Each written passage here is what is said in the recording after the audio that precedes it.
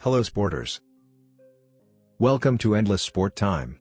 In the summer of 2010, LeBron James decided to leave his hometown, the Cleveland Cavaliers.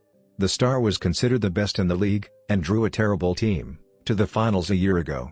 However, after the Cavaliers failed to provide adequate support, James decided to leave. It seems like every team in the NBA has bid for his services. However, James made the controversial decision to join Miami's two stars, Dwyane Wade and Chris Bosh. Thus, the three made up one of the most famous Big Three teams in history, earning them the nickname, the Heatles. Let's have a look at some headlines about the Big Three of the Miami Heat. 10. LeBron James joins the team on TV. LeBron James became an unrestricted free agent on July 1, 2010. It's not every day that the league's best player becomes a free agent, so his vacation was one of the biggest stories in sports. Sensing how big the event was, ESPN asked James for a special hour-long interview about his decision. The special was filmed at ESPN headquarters, under the title, The Decision. Midway through the special, James announced he was heading to South Beach, and signed a contract with the Miami Heat. The show received huge ratings, but some criticized the NBA star for making a spectacle about his signing. In response, many noted that James did not pay for the program, and that all proceeds went to charity. 9. Miami threw a party to celebrate the new team. With the signing of LeBron James, and the trade of Chris Bosh made official, the team decided to celebrate. 2 days after putting the former MVP pen on paper, they had a real celebration in their home arena, with the new Big Three.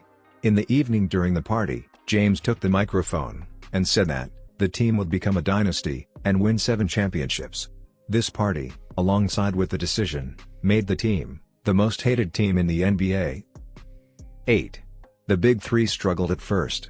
It's hard to put into perspective, but when LeBron James, Dwyane Wade, and Chris Bosh started playing together in 2010, they were all considered top 10 players in the NBA. There was hope because such a situation had never happened before. Surprisingly, they did not start as expected.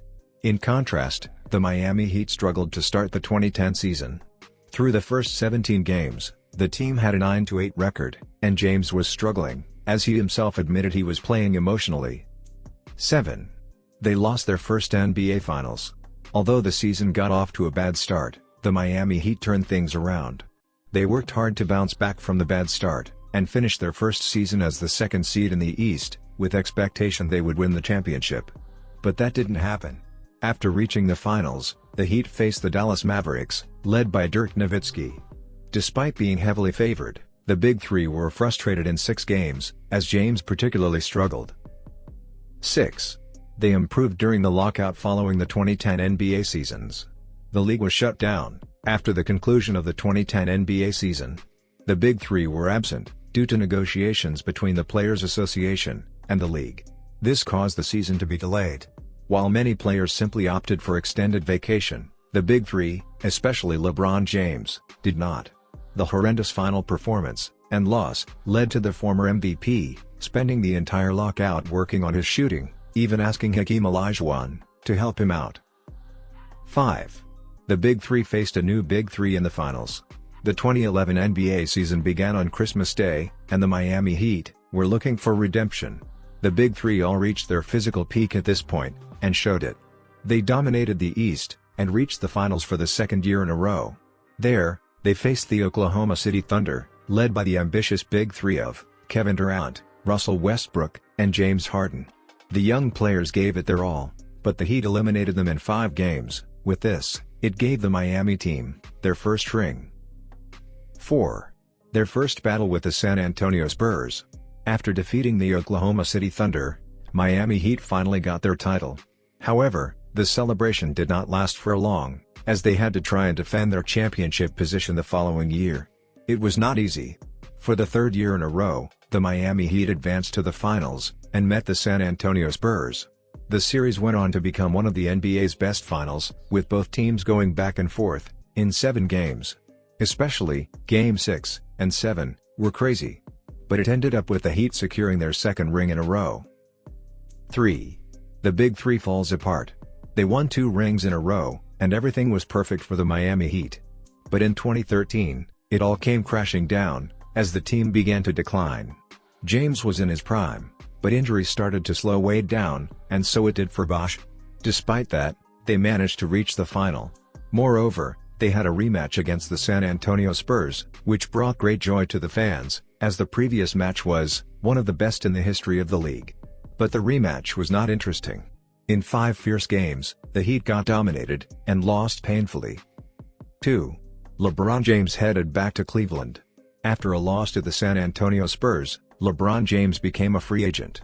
Several people thought he would return to the Heat to finish his career. But James seems to have seen the writing on the wall. In a surprising move, James decided not only to leave, but to return to the Cleveland Cavaliers. This move was very well received, especially in contrast to the decision. Meanwhile, Bosh and Wade stayed in Miami, but it didn't last long. Both either retired, or left the Heat after 2 seasons. 1. They ushered in the super team era. Miami's Big Three was not the first super team in NBA history. But when James and the others decided to collaborate, it became easier for other stars to do the same. A few months after the decision, the Los Angeles Lakers formed their own super team. The biggest move came a few years later, with Kevin Durant to the super team Golden State Warriors. The MVP felt safe with his decision, because James felt comfortable enough to deal with Miami's aversion to building a Big Threes. One of the biggest contributions of the Miami Heat was the popularization of super teams. We have come to the end of this video. I hope you learned something new from this one. Share your impressions about this video with us in the comments section down below. Also, if you think I left out something, please bring it up. See you all in the next video.